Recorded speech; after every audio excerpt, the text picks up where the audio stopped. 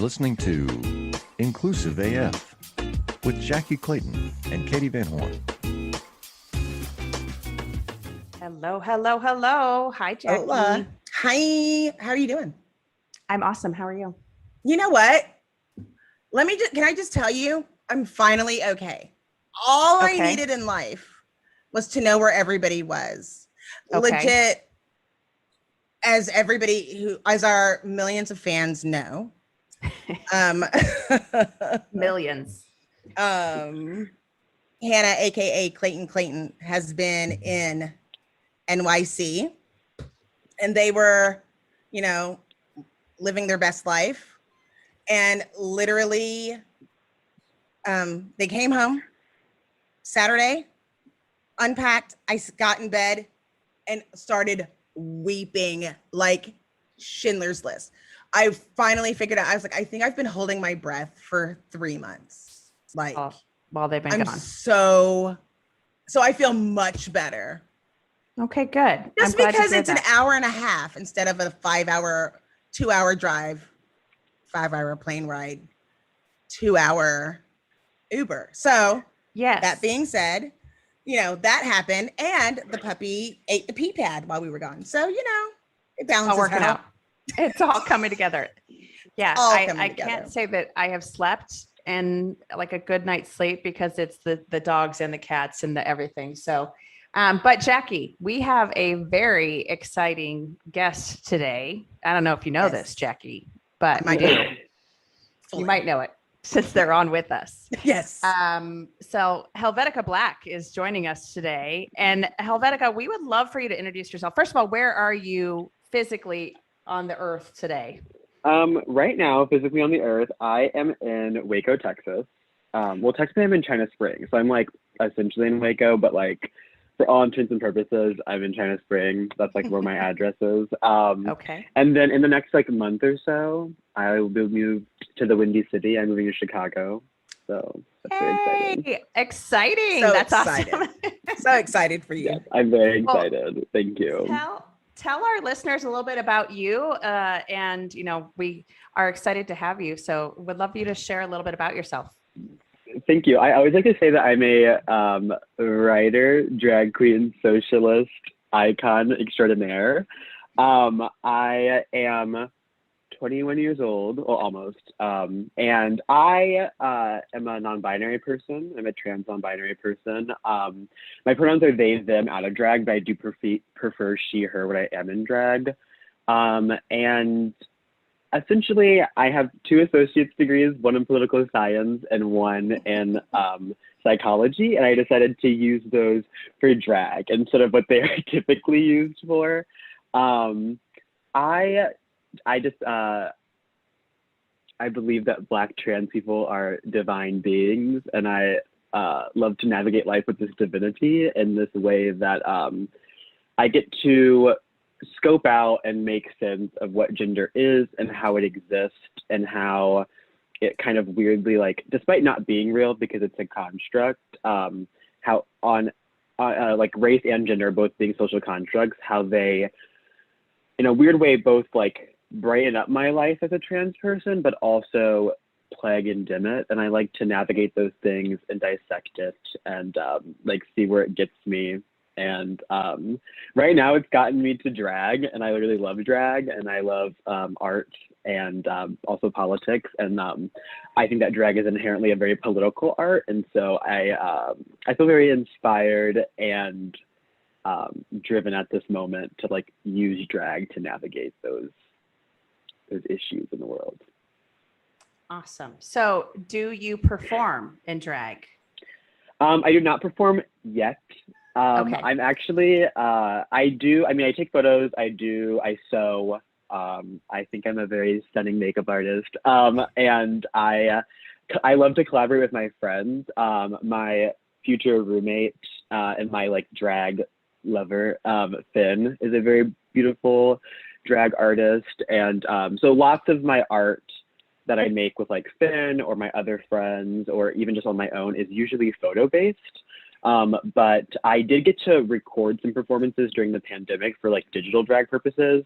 But then when Texas like lost power because of the storms, I missed out on a couple performances, but I'm excited to move to Chicago to like finally like hit the scene and dance around to some disco and like clown around with my drag friends. Like I anticipate performing a lot.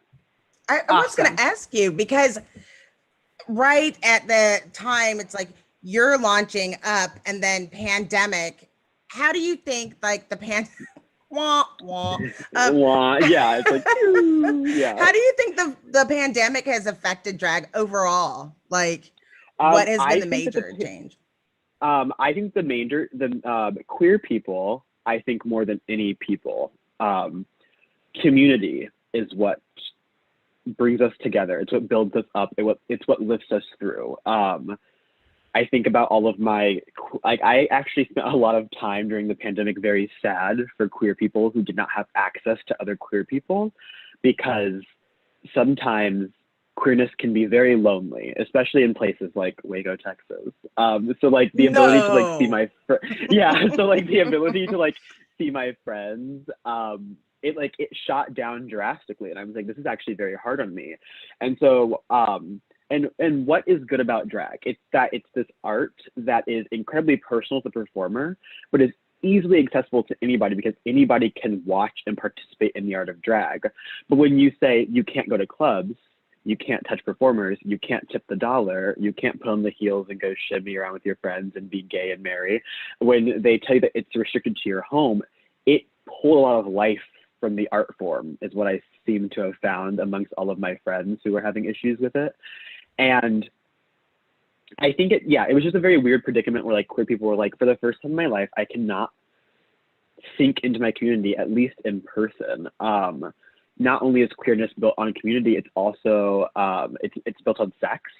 It's built on hugs. It's built on kisses. It's built on touch. And I feel like queer people were not allowed to touch each other for so long. And I think that like if you were a queer single person, so you had no partner, you were at home in the entirety of the pandemic by yourself, it was probably very like a depressing place for you. I actually did not start doing drag until the pandemic. It actually was like the kick in the ass that I needed because I finally had the time. And it gave me, I got to build like very small community, which has grown into very big community. I got to meet some of my literal favorite people. And so, yeah, how did the pandemic affect queerness? I think that like it just stole the life from queerness in a way that people just never anticipated happening. And I just also feel like it was a problem that nobody was really catering to because people often do not think of queer people. And so when people were like, what should we be discussing during this pandemic? I was like, we should be discussing the fact that like, I am alone. My brothers and sisters are alone. My siblings are alone. My queer family, they are separated, they are pulled apart, and they are alone. Because in Texas and like other cities, especially major cities, like at one point you could not leave your home. Like they were like, unless it is literally because you have to go to the hospital or you're out of milk, you are not allowed to leave your home. And if we catch you, And like I lived in Hewitt at that time, and somebody fully got arrested for going on a run. So like you couldn't even go on a run. You couldn't even like catch up with the girls outside. They were like, you're just not allowed to do any of these things. And so I feel like queer people were really restricted in that way, especially because so much of our relationship with one another is built on the ability to touch. It's built on this tangibility of like, I know queerness exists in other people because I can touch it and I can feel it and I can see it. And I think that sometimes it's very easy to think you're all alone when you're queer, when there is not queerness directly in your face, if that is like registering, if that makes sense. I think it makes sense. And plus some people already knew that maybe home where they lived may not be their safest place where they find their happiness. Yeah. I know for a lot of us that do public speaking or work with people within diversity work, we're usually on stage. And a lot of people were like, and I think it wasn't that long before the pandemic. I always say I hate doing webinars. I think I did 300 in the past year and a half because there was nothing else to do, and trying to make that transition and still be relevant. Right. And still be relevant and still when you don't have that feedback. And I think part of what is important with the community is other people giving you that feedback. Like you're talking, it's touching another person. You cannot get that through screen, you know? I completely like that. Yeah, I completely agree. And I feel like it wasn't really, I think because we were like prioritizing safety so much. Well, I mean, not really Texas in a weird way, but because safety was being prioritized by so many people, there came a time where I was like, I have to sacrifice the ability to like see who I love and care about, because I have to be good to them, and I have to prioritize their safety. And while like the selfish and small me was like, I want to see my friends, I want to give them a kiss on the cheek, I want to hug my people. The big me was like, you can lose a hug for 3 more months if it means that your friends get to live to hug you another day. Right. And like that's genuinely how serious it was for some people. And I just feel like, in a weird way, for some people, it was very easy to just like be the small man and be like, I want this and I want it now. And I feel like because queer communities are communities that are not often looked after by other people outside of queer people really had to be like, oh, well, damn, I am really restricted to myself, you know, and maintaining my queerness in a way. And like, it's honestly, like, I always feel like I wouldn't have made it through the pandemic had I not finally sat down and was like, I'm going to do drag. So I think obviously good things come out of it, but I think also like in another way, it was incredibly painful. I mean, I spoke of them earlier, but like Finn, who will be my roommate when I moved to Chicago, we met a year ago on Instagram, like right as the pandemic was kind of starting. And well, I guess it was like a year and a half ago now, but about a year and a half ago, and we didn't really do a lot of talking. But in the last like 2 months, we've become very close. But I do remember being like, oh, this is somebody that I may never get to meet, ever, never collaborate with, never be with in the same room, never hug, never touch, because this pandemic is literally changing everybody's life in this drastic way that nobody can see in front of their own 2 hands. They were like, what the hell is going to go? Like, what the hell is happening? And when every day, I like to say that queer years are dog years. So every day felt like 7. I was like, oh my God, it's been 3 every weeks. day felt like 7 days. Yeah, I was like, it's been like 3 weeks. And my friends were like, girl, it's been 3 days. And I was like, to you, it's been 3 days. But to me, it feels like I've been locked in a room for a year. Yeah, like it was a hard time for queer people, I believe. Yeah, and so I love that you decided to start doing drag during this time. I mean, obviously as an expression of your personality, who you are as a person. So tell us, so for those of you who are listening and not watching, Helvetikah, I would love for you to describe yourself a little bit and kind of how you came up with Helvetikah Blak. I see. Okay. So I like to think of, on a gender scale as a non-binary person, Helvetikah is the pink to the blue that is assigned to who I am out of drag. I don't believe in cis passing. I believe in cis assumed. And out of drag, because I have short hair and I typically wear masculine clothing and things of that nature, I am assumed a man. And so sometimes my life is like heavily blue in a way that is very dark to me. But Helvetikah is the pink. She brings it all alive. She is this access to my femininity that I always get, and I love her a lot because of that. But at the same time, despite me being able to separate the 2 of us in my mind, I am also Helvetikah. I am always her. She is always a part of me. It never really is a facade. I mean, Jackye knows me out of drag and on a personal level. It's not anything different. I just have a wig on. Unless it's not a wig. I don't know. You tell me. And I think like, and so, Hey. Yeah. So I think it, yeah. And how did I come up? My favorite font is Helvetikah. And it is the best black font. It's the best font. Absolutely. There's a great documentary on it if you've never seen it. I've seen it. Documentary. It's amazing. But it's my favorite font. And so I just switched up the spelling because I wanted something a little more like, for lack of a better term, just something a little more like cunty. I was like, something just needs to be like fiercer about this. And so I took the C away because it was one of my least favorite letters, and I put a K and I threw another H in the end to make it a full circle. And then I added the black and dropped the C because we don't do C's in this house. And the black is obviously, I was writing because I'm a writer, and I was writing something for a philosophy paper because I finished my second associates while I was in quarantine. And I was writing in Helvetikah, and it, like, if you hold it over like a letter, it'll tell you like Helvetikah, Blak. And I was like, ooh, that's a great name. And so I just like kind of put it in the back of my head. I was like, oh, that's who she is. And so, but then the black is also a reference to the fact that I am Black. I think that on a level, as a Black queer person, especially as a Black trans person, Black people are often asked, how are you prioritizing this? As a Black person, as a woman, as a queer person, like, how are you prioritizing this? And the truth is that life does not give me enough peace to ever separate my identity. I am always being asked and demanded and attacked upon the fact that I am Black and queer. And so my last name Black is a connection to, I think that Nina Simone once said that she thought that Black people were the most beautiful creatures on the earth. And I think that she was spot on. I think that there is a divinity amongst Black people, and there's a divinity amongst Black queer people. And Helvetikah is this like gold chain link that attaches me to that divinity at any moment. And that is something that I will always love her for, because oftentimes out of drag, I am not allowed to access that. Out of safety, out of fear, out of people dimming it for me. No matter what it is, Helvetikah can always access it. And it's something that I find is very powerful about her. The BARF.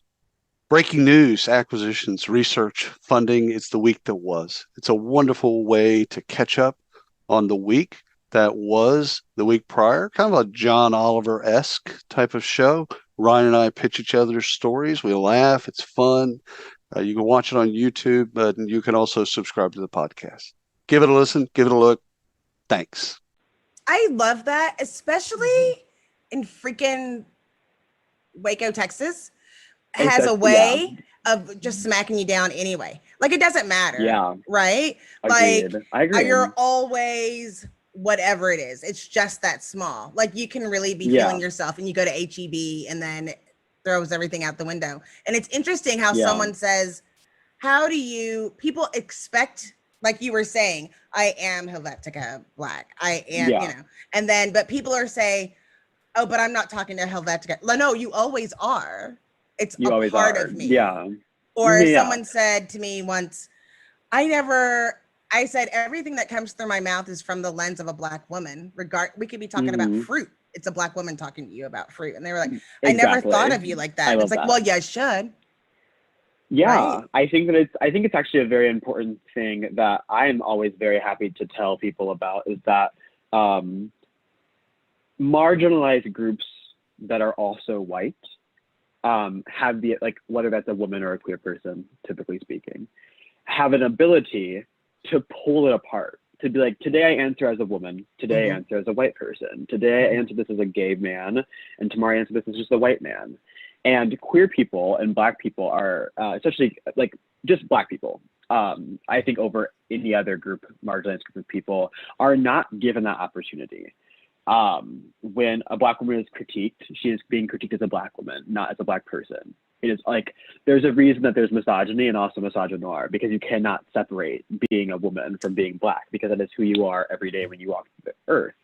I was watching Dear White People again during the pandemic, and there's a really beautiful line in there where one of the characters, I believe her name is Joelle, she she's like getting into this guy, but he's kind of a hotep, so like she has to like break it off. And she tells him, like, because he's going on about how like it's so hard to be a Black man. And she goes, every single day, what you go through as a Black man, I go through too, because I am Black. And then I come home and I take the brunt of it from you because I'm a woman. I don't get a break. There is no break for me. And that is how Black queerness, I feel, feels the exact same way. There is no break. There is no time where out of drag I have any rest. Or even in drag, sometimes I have no rest, because there is always something to be upheld. There's always something to be discussed. There's always something being attacked in a weird way. And so, yeah, there is no break. There is no, today I'm just going to be Black because that'll be easier as if, but today I'm going to be queer, because the truth is that if someone looks at me, they literally only see a Black person first. And if they can recognize queerness, they see me as a queer Black person. But I mean, once I start talking, and I don't believe that there's any shame in queerness, so I don't hide my queerness, then it becomes a bigger problem for some people, and then it all unrolls. But in time, I will always be exposed to other people as a Black queer person, which I think is very unique to how I navigate the world. And so I wouldn't give up either for a second, because I think that, like, first off, I would lose out, and the people around me that are looking for my words would also lose out. Like, I think it's very important that, like, both are catered to and seen as equal. I am no less Black than I am queer, and vice versa. So that's how I feel about that kind of thing. But you're also a beautiful person. So I have a weird question. Like, Yeah. Do you feel like that is beneficial or a detriment? Like, I feel like that I'm beautiful. Yeah. Do people like feel more open, like, oh, you're beautiful, so now I'm going to come up to you and say all of these things based on looks alone and make assumptions because you're beautiful on top of it, and then it's like, oh yeah, political science, and then you just like drop the hammer? Well, first off, thank you so much, Jackie. I think that, yes. I don't know how you feel about this as a Black person. And Katie, I don't know if professional things you've ever realized about Black people, but there are some Black people who are considered more palatable to white people. Mm-hmm. I have a bright smile. I have a beautiful face. I have kind words to give to people, and I'm very well-spoken. Not for a Black person, I'm just well-spoken for a person. And I think that, yes, in a way, because I am given that access, because of how I am viewed by my cis straight white counterparts, whether those are commas between or just one person, I am often put in a position where I now have the opportunity, because I have this access, to look people in the eye and be like, also, by the way, now that I have you all here, because you're talking about my smile, and you're talking about my skin, you're talking about whatever. I'm like, I'd also like to remind you that Black people are killed for no reason in this country. America hates queer people, and you should give all of your money to Black trans people. I think that, like, there's all, because that is how I have reshaped the tool. I believe that every sword has two edges, unless it's a katana, but like, why carry a katana if I could have a broadsword? And my broadsword on one side is, I'm very hot, beautiful, and sexy. And on the other side, it's also, you don't get to forget that my people are in danger. And so I think it's about always using that access in that way. I found myself, actually, so did Clayton in high school. Something that we had in common is that we were Black people who our white administrators adored. We were given lots of access and lots of podiums to stand on to spout our ideas off. And I think that we never, for a moment, didn't take an opportunity to be like, by the way, do not forget about your Black students. Do not forget about your queer students. They all matter. And so I think that, I think it comes down to that. Like, nobody in this world is without privilege. It quite literally can't exist unless you're like,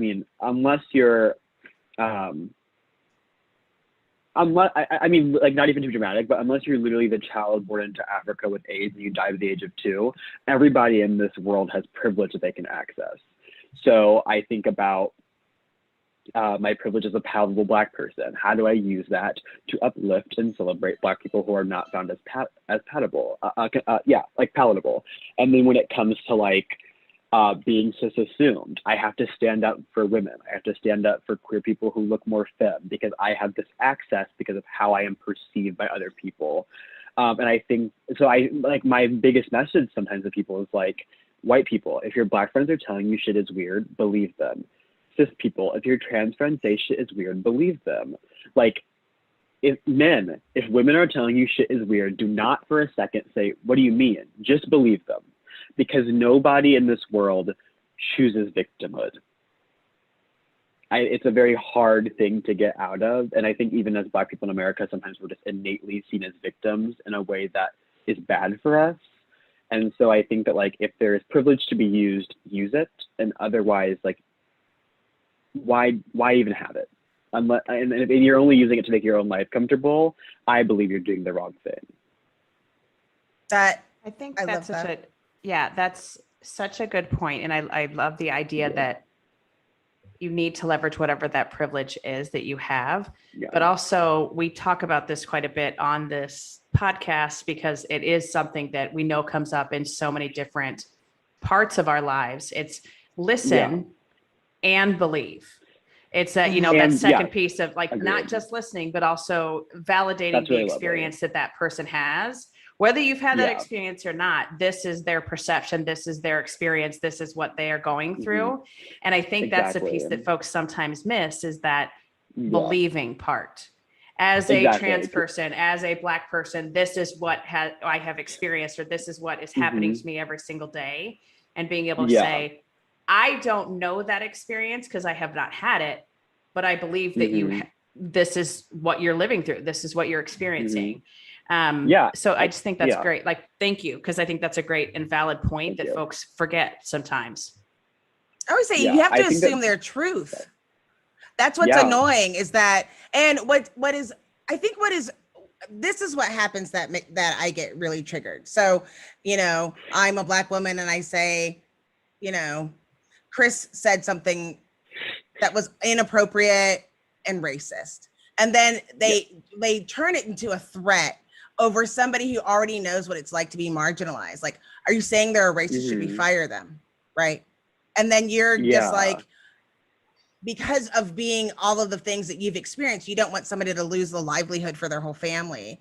When that doesn't go on the flip side, right? When they say, like when Karen in Central Park calls, the cops because she's mad because somebody's mad. She's not thinking, oh, like this could be the end of this person's life / career. At all. Yeah. I think that in a weird way, but also not at all. There's an empathy deficit in the world. Especially, actually not the world. Let me actually make it smaller. There is an empathy deficit in America. Yeah. Because of things like rugged individualism. You believe you've taken the brunt of it no matter what. And the truth of the matter is that you're picking up daisies compared to the next person. Everybody is. There's always somebody who has it worse. And I think that like I am Black, I am trans, I'm non-binary, I live in the South, I live in a Republican state and I'm a socialist. Like I could beat most people in the oppression Olympics. Like I'm Simone Biles and they're trying to play catch up. But the truth of the matter is like I don't Helvetika's a goat, just so we all know. Helvetika's a goat. That's right. Thank you. I don't want to do that. I want to use the space that I have to uplift people who are worse off than me, because life is too short to spend it all the time being beat up, in my opinion. And I just think that things like intersectionality and having people who are intersectional take like I don't want to ever, like, it's like how affirmative action has actually only served white women statistically, and how there's no reason that a person at the head of HR should be cis and white. Because they quite literally lack the intersectionality to empathize with a certain amount of people. And so I think that like when we're talking about intersectionality and how powerful it is, all it does is create more webs. I tell people that intersectionality is like bilingualism. If you speak Spanish and English, you're doing great because you can speak to people who speak Spanish and people who speak English. And then you can meet other people and you're like, oh my God, you speak both too? But let's say you speak Spanish, English, French, and Russian. You've quadrupled who you can touch. You've quadrupled who you can reach, And experiences like Blackness are not universal, but they do manifest in similar ways to like how misogyny affects white women and how queerphobia affects some queer people. And so you have this intersectionality and you can be able to touch these people. And so I think that like people are like, is it not so much for you to be Black, trans, queer, and a drag queen? Like, is that not too much? And I'm like, it's almost not enough. I'm like, I'm looking for the next thing because I want to be able to reach more people. And I think that is very important. And I feel like in a weird way, like empathy, especially in the past 4 years in America, has just been wiped from the lips of people. And people who are empathetic are seen as weak instead of being strong. Empathy is hard.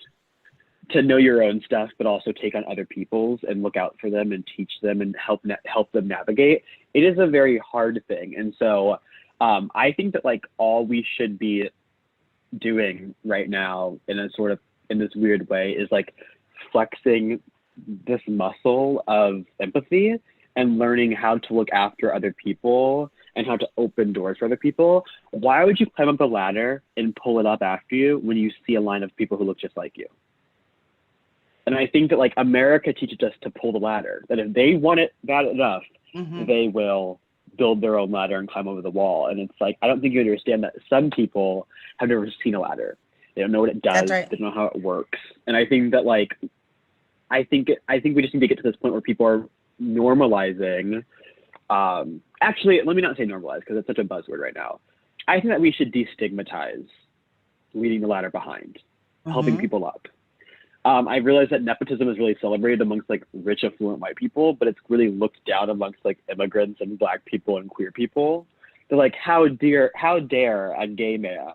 Like, I think of like RuPaul, and as problematic as RuPaul has been, I think that like RuPaul has laid out plenty of ladders for queer people. And people are like, sometimes people are like, how dare and hated for it. And hated for it. And people are like, and how dare she do that? And do I think that RuPaul has lots of crimes to answer for? Yes, I do. And I have the handcuffs and I'm waiting. But I think also like I'm like Drag Race and all of these other things are these beautiful ways to uplift queer people and to bring other people up the ladder. And when it's RuPaul, it's critiqued, but like people are perfectly okay with the fact that like the Trumps only lift up each other. Like that's normal. But like, God forbid, like, somebody open up, you know, like I just and think RuPaul, like, when you think about it, was the only one. Sorry, but RuPaul was the only one who could do that for a long time. There is not, you know, now plenty, but when it first started, because they were like you were saying, more palatable. This is one everybody knows RuPaul, and we've had this, and it's been a long time. So there's a certain level of acceptance where, especially like, well. There's been two drag renaissances in the 90s. RuPaul's at the head of it, and in the 2010s, and RuPaul's at the head of it. I think that like RuPaul is literal Black history and does deserve a lot of flowers. And I think that at the same time, he probably has a lot of stakes that he has to be burned on as well. But that also is just territory that comes. Nobody is perfect. There's always the man that's behind the mirror, not the man that's just looking in it. So I think that yes, really great person, has uplifted a lot of queer people in a brilliant way, but also has lots of crimes to answer for. But who doesn't? Who has lifted people up? And so yeah, I just think that like there's this weird empathy deficit that we're suffering, and I think that like the reason it's so important that like podcasts like this exist and like shows like Drag Race exist is because they open up the world to empathy. Like what you guys are doing here in the title alone is incredibly empathetic work. And like there is no weakness in that, you know? Like I know you've had Ghoulie on, like the love of my life, Ghoulie. And I think like that is so, I'm sorry, the love of all of our lives. All of our lives. The love of all of our lives. Who literally doesn't love Ghoulie? Oh my God, I love ghouls. I just talked to them today. They're so lovely. Yeah, it's like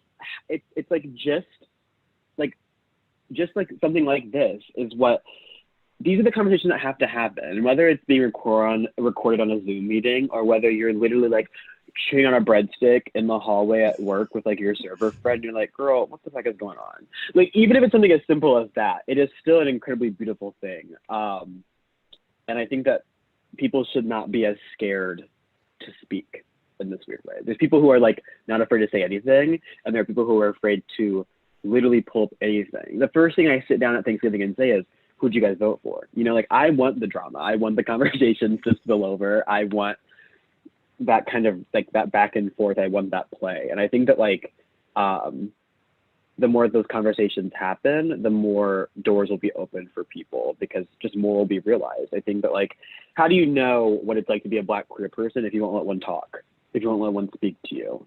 So I think that empathy is just something that people should really like rest into. And I think that for some reason people are really scared of that right now. And I don't know how to fix it because I'm a I'm a little small Black drag queen from the South, but I think that like I think that it is like something people should like look out for.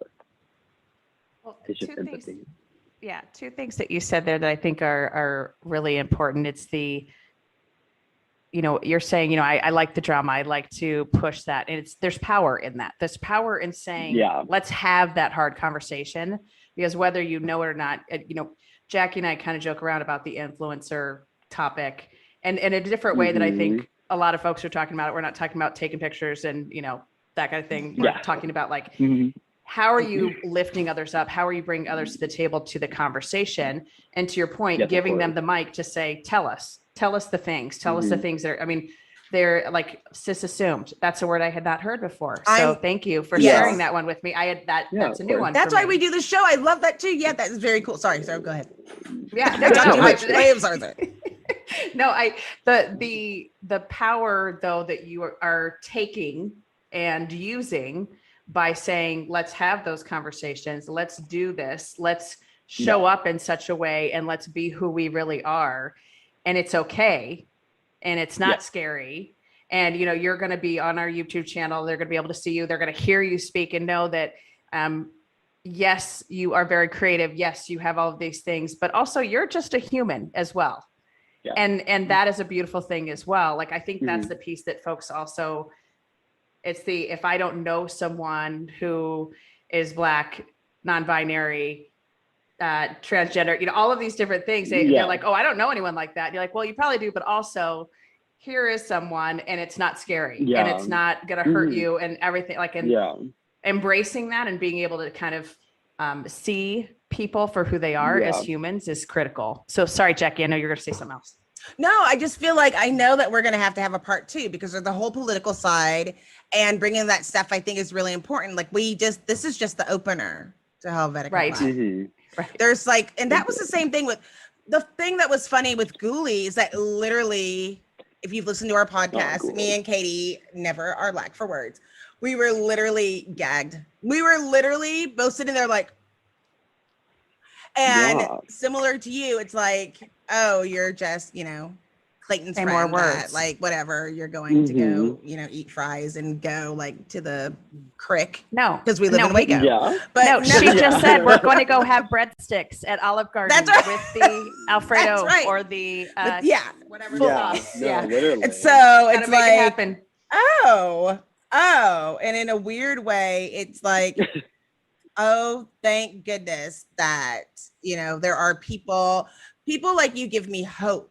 People like you give me hope because I know that you're there, right? Like, I know that this is happening and that these missions, and it's easy to be really separated, and from real issues, especially the more jobs you have and the more things you have and the more puppies you have, you're just sidetracked. So then it's like, what's going on? And so for this, I think that it's great to know. I don't know. For some reason, it just makes me feel better. What I love about the Workforce Agility Limited Series by Cornerstone was we talked to executives and customers all about skills.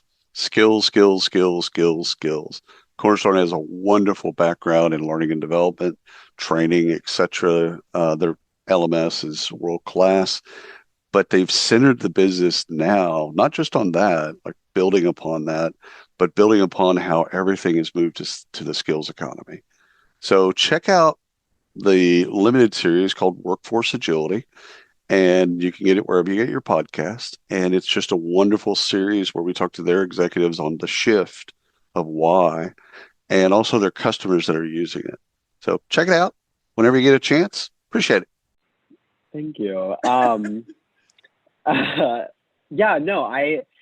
I like completely agree. I think that like recently I went through a very like dramatic moment with my transness, where I think that there are like two very common ways non-binariness manifests in people, because if gender is a spectrum, and you have masculine over here and you have feminine over here, most non-binary people, or some, would like say they float, they go back and forth.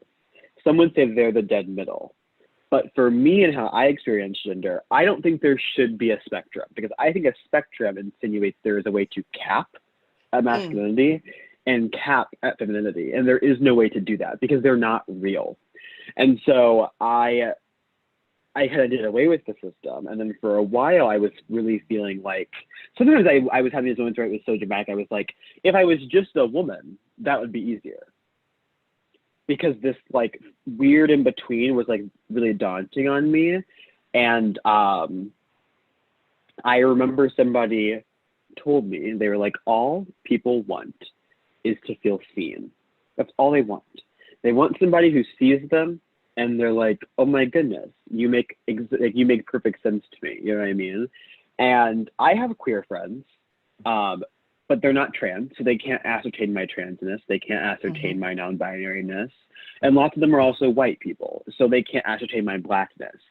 Does shallow racism, like slurs and like Trumpies, does it hurt my feelings? No. I know that I sit in a place that is just higher, so I'm like, I'm okay. But like the way that racism seeps in and gets really dark for me sometimes is that like my blackness can't be ascertained by white people because there is no experience like the Black experience. And so there is almost no empathy to give, you know? And, but when I went to Chicago and visited a month ago, I met my roommate Finn for the first time. And I texted my really good friend Hallie, and I was like, I feel like I've just been seen for the first time in my entire life. And that is a really powerful thing that I feel like people short themselves on, is like, because it seems really vulnerable to be like, I just want to be seen. I want to make sense to somebody. And people are kind of scared of that thing. And so I think what happens when queer people see each other and uplift each other is then they start linking arms and they start marching together and they leave these problems. I think something that's very often said in a very supportive way, but in a way that kind of makes you like scoff and turn my head, is like people will say like, as a Black person, as a trans person, what do you need from me? And the truth is I don't need anything from you. I know I'm divine. I know I am different. I walk with this unshakable confidence that no one can shake it. I know exactly who I am and what I'm supposed to do. And I am comfortable in any way that it manifests. Whether that would be like a full medical transition one day, whether that's me just being a drag queen, whether that's me getting to write essays about it or get to do podcast episodes with lovely women about it. Like whether it's any of those things, it's like, I am sure you need me to unlock the chains off of you, because being a gender variant person, I understand what gender does and how it shackles people and how it hurts people. But not only do I understand that, I have also freed myself. I surround myself with people who have freed themselves. And so I think that like when we talk about this empathy deficit and we talk about how can we learn, I think the truth is like, I don't think you need to, in a weird way, you don't need us to teach you. You need us to lead you. And I feel like because cis, straight, and white people have, and sometimes all three, because they've always been on top, they feel like because they have all this power, they're supposed to somehow within their own power make sense of who we are. And the truth is that you do not need to make sense of who we are. You need to release the power. You need to let it shift. You need to let other people take control and other people navigate, because I think that's something that like people don't like to discuss about gender, is that like transphobia and homophobia in Africa and like in other indigenous groups of people is a result of colonization. It is a result of colonialism. They did not exist. Queer people were seen as these heavenly bodies, these two-spirited individuals. If you were gay in Africa in some ancient civilizations, you were deemed royalty right away, because they thought, how divine that you need to procreate. You are the last of your kind. You are the first and you are the last, and that is divine. And I think that what has to happen is those people who are now accessing that, like me and people like Julie and people like Finn and people like Clayton, like those people need to lead. because those people have answers about themselves that will have answers for all of the other questions people have to ask. And so, not a closing statement, but like one of my big statements I wanted to make here today when I talked to you guys was like, how do you build empathy, and how do you lead with empathy? You let people who are intersectional, people who possess more empathy on a semantic space, you let them lead. You let them tell you where to go. And if you're scared to follow, that's okay, because the work is also being done for you, because that fear is unsafe. That fear is sad, you know? And so I think that like last summer, you know, when America was debating if Black people deserved to get killed in the street or not, I remember hearing a lot of people be like, you just need to let us lead. You need to listen to us. You need to grab onto our hands, grab onto our hips if we're willing to let you. And you need to listen to us, because we know things you don't, because we have an access to things you do not possess. And so I think that that is a rollover in anything. I think that like, how do I understand more about gender? Why don't you let people who don't really believe in gender tell you about it? Like, how do I navigate race? Why don't you let people who get the brunt of racism tell you what the fuck is going on? You know, I think it's that situation. And I feel like people are just really scared to follow when who they're following looks nothing like them, you know? And weirdly enough, in this really crazy way, if the person you're following looks nothing like you, they will probably do more for you than anybody who does. Especially when it comes to like being queer in any capacity, gay, trans, bisexual. I think that like that is just a very important thing that I think people should be paying attention to. You know, like Guli, as a Tejano indigenous person, has an access in Texas to these innate things that Gregory Abbott would turn the blind eye to. Mm-hmm. People like Guli should be leading Texas. Mm-hmm. You know what I mean? And so I think that, yeah, it's very important to like, just, I don't know, sometimes just like shut up and listen. Like, I just think you can learn so much sometimes if you just shut up and listen to people. And just don't forget that like, what might seem loud and crazy to you is maybe just somebody trying to be seen, you know, is just trying to find somebody who hears them and sees them. And if you don't possess the capability to hear and see everybody, let somebody who does walk the walk and talk the talk, let them lead the way. And I think that like, there would just be so much more peace in the world if people just allowed certain kinds of people to lead. But for so long, those people have been told they aren't capable of leading and that they shouldn't lead. So right. That's more of like a rundown, you know, there's a trickle down effect of why those things can't exist. But yeah, I do find it to be very important. And yeah. So we do a little thing on our podcast at the end of each episode where we share one thing that we want to make sure folks do hear or do learn from the episode. So Jackye, I'm going to give you the mic first. What you got? It's always so hard. I think the main thing, really, I love the shut up and listen part, but also the leading, right? It's not teaching, it's leading. I think that's great, because we try to explain that when we're talking about being inclusionary is everybody has their own journey that they have to go through. So one class or one book or one, you know, person speaker isn't enough. That's why we try to be inclusive AF on inclusive AF, because the more voices and the more things you get, the more opportunities. So I think I'm going to do that. I'm going to say that. Mine is going to be similar. It's the kind of that power, like handing over the power. And, you know, I think there is a humility in handing over power, and there is, you know, talking about that empathy deficit. I love that, because I think being able to say, I'm going to step back and not be in power and be led and be taught by someone else is such a killer concept, because I think it's just something that no one wants to give up power. No one wants to say, I don't know. And so being able to step back and say that, I think just takes such humility, and it's something that we all need to do a better job of. But I think also that empathy deficit, we're seeing that everywhere now, where, you're kind of mentioning there's always, even RuPaul, you mentioned the strides that have been made because of RuPaul, but there's still some things, and it's that there's still some things, or there's always something. And being able to say, just, wow, what RuPaul has done for the transgender community, for folks that are doing drag and are part of the drag community. Wowzers, like, that's amazing.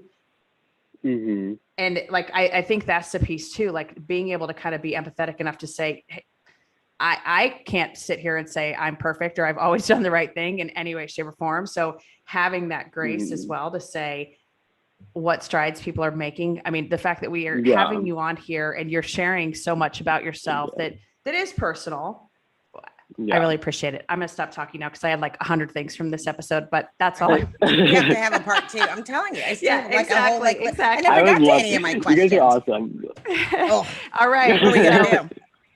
Miss Helvetikah Blak, what is your one thing? I would like to, I guess I would just like take a similar note from like you ladies, and I would say like, if you've been a RuPaul, like, I think RuPaul has done great things, but he's had his time. Step back. The people you've helped uplift, you now have capped your ability to empathize, and they need to lead. They need to go forward. And then he can still maintain his power and host his TV show and, do his thing. But let the girls step forward, let the dolls do what they need to do, because they hold the keys to the kingdom now. And I think like the last thing I would say to like elaborate on it all would be that queerness is brilliance and Blackness is excellence. And I think that if you have the privilege of a Black queer person or a Black person or a queer person allowing you into this circle where they feel that they are safe with you, when you step into that circle and when you leave that circle to go forth into whatever else you do in your life, take what they tell you within that circle and bring it to everybody else, because nobody will be shorted because of it. Everybody will be better off. And I think that, we just have to get to a point where we normalize the ability to just say, okay, I've had my, one of the most powerful things when you open up space for people is not to even be like, they told me this, and so now I'm telling you. It could be to like, instead of me telling you what they told me, let them tell you, let me make them a guest on a podcast instead of me just taking the information that they've said and run with it. Let me, don't make it as vague in like a paper of like, this person once told me. Say, Helvetikah Blak once told me. Clayton once told me. Guli Alvarez once told me. Like that is important. Like that is powerful. And then just to also know that if you're cis and you're listening, or you're white and you're listening, or you're straight and you're listening, just know that like there is so much to know from these people, and you will short yourself if you don't finish this episode. You will short yourself if you don't, like if you've seen previews of Pose and it's piqued your interest, you ever went on Netflix and watched it, you shorted yourself. If you've been to a drag show and you've seen previews for Drag Race, you're like, I'd like to know more about this. I'd like to know what these people are like, and you haven't done it, do the work. Go do it. Like always take that extra step. Always take that next step. Because for queer people and the battles that they fight, what is a small step for you could make a mile of a difference for them. Like, I think that if you're homophobic and you can watch Drag Race and not enjoy it, you just don't like being happy. Like I think that it's literally as simple as that. And so I think that just open yourself up to being opened up. And I think that in no way will you ever regret it. It'll always, always be so powerful and so freeing. And then, yeah, and believe Black people and believe queer people and believe women. Awesome. Yeah. Awesome. All right. How can people find you? My @ is Helvetikah Blak, HELVETIKAH BLAK on Instagram and Twitter. My Facebook is still my actual personhood because of employment. But yeah, just Instagram and Twitter is a great way to find me. Go like my post, share my art. If I've tagged a creator that I've collaborated with, follow them and share their art. I would also like to take the time to tell you guys about 3 brilliant artists who I think that like you ladies and everybody else should follow. Follow Finn Levi. It's FINNLEVI. I believe there's an underscore after it. They're brilliant. They're amazing. Follow Marnock Mox, which is just Marnock and then MATS on Instagram. They're another brilliant trans person that I know that makes art. Follow Guli Alvarez. I know they've already been on here, but like follow them. Follow Clayton at Banana Bread Clayton. Just if I have tagged a queer creator, go celebrate them and uplift them because the love that they get, it feels like love to me. So. Awesome. Love it. Love it. Love it. Love it. Well, Helvetikah Blak, thank you so much for being here. Thank you guys so much for having me. Absolutely. Absolutely. This is Katie Van Horn. And this is Jackye Clayton. See, that was pretty good, right? I'm working on it. Bye. Yeah, bye. Bye.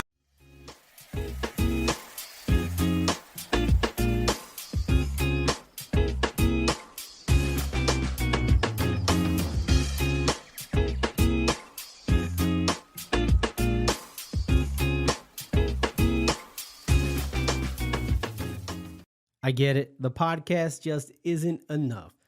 That's all right. Head over to your favorite social app, search up Work Defined, WRK Defined, and connect with us.